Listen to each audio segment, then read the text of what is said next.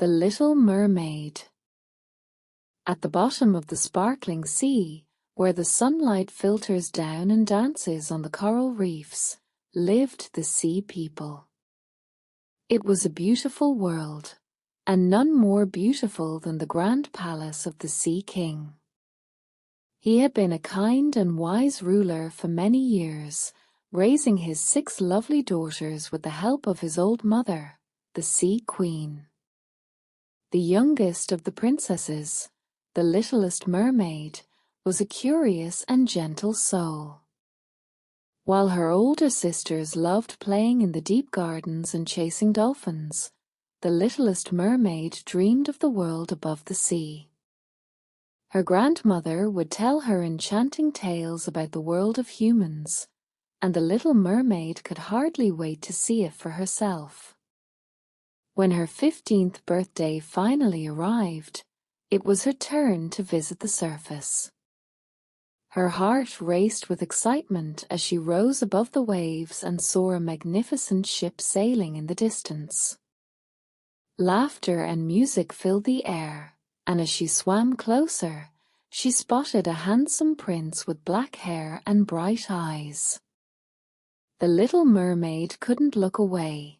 He was the most enchanting person she had ever seen. But as the night fell, dark clouds gathered on the horizon. A fierce storm broke out, and the ship was tossed by towering waves. The little mermaid watched in horror as the ship split apart and sank into the depths. Knowing humans could not survive underwater, she dived down to rescue the prince.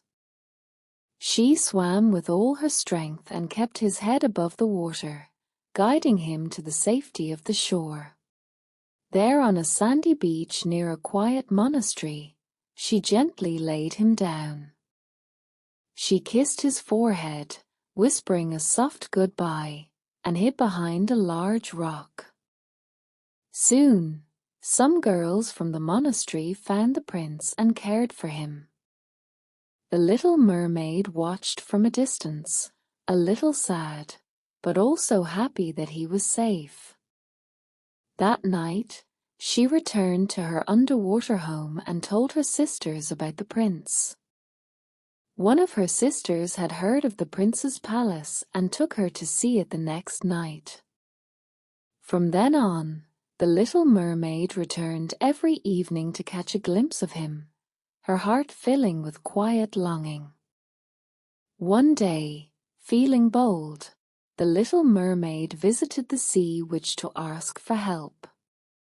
"I want to walk on land, to be with the prince," she said. The sea witch cackled but agreed. "I can give you legs, but in return, you must give me your voice. It will be painful to walk, but you will be able to live among humans. If you get a true love's kiss within 3 days, you can stay human and be with your prince. If you don't get a true love's kiss within 3 days, you will become a mermaid again and forever be in my service." The little mermaid hesitated, but her love for the prince gave her courage. "I accept," she said. She swam to the shore and drank the potion the sea witch gave her. The transformation was painful, but when she awoke the next morning, the prince was there, looking down at her with concern. Though she could no longer speak, he helped her stand, offering her the finest clothes and a place in his castle.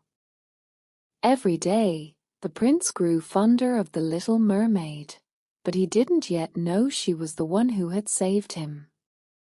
The little mermaid and the prince spent much time together and even almost kissed, but the evil sea witch had her servants intervene.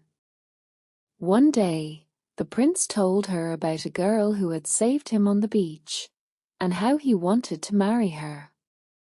The little mermaid's heart sank, but she remained hopeful, believing that perhaps he would come to understand that she was that girl. The sea witch was angry that the prince was falling in love with the little mermaid and decided to disguise herself as the girl that the prince thought saved him on the beach. Soon after, the prince's parents arranged for him to meet a girl from a neighboring kingdom, and the little mermaid accompanied him on the journey. When they arrived, the prince's heart lit up as he saw the girl, believing she was the one who had saved him, not knowing that it was the wicked sea witch in disguise. The little mermaid felt her heart ache, knowing what this could mean for her. The prince fell for the sea witch's spell and forgot all about the little mermaid.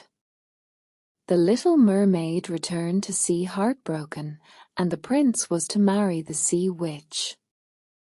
The night before the prince's wedding, her sisters visited her at the shore. They brought a magical gift that they had secretly taken from the sea witch, a necklace that could restore her voice. With this, you can tell the prince the truth, and he will know that you are the one he truly loves, they said. Grateful for the chance, the little mermaid put on the necklace. As the prince stood on the deck of a ship, looking out over the water before his wedding, she found her voice again. "Prince," she called softly. He turned in surprise, recognizing the voice. "It's you," he exclaimed. "You're the one who saved me. I can't believe I didn't realize it sooner." And with hearing her voice, the spell the wicked sea which casted over the prince disappeared. With joy and relief, the little mermaid told him the full story of how she had rescued him from the storm. The prince, overjoyed, took her hands and said, "I have loved you all along. I was blind to it, but now I see clearly. Will you marry me, and we'll be together forever?" The little mermaid nodded, tears of happiness filling her eyes. They sailed back to the kingdom, where they were married with great celebration. The Sea King, the Queen, and her sisters all came to the wedding, blessing their union. And so, the little mermaid, no longer bound to the sea, lived happily ever after with her beloved prince.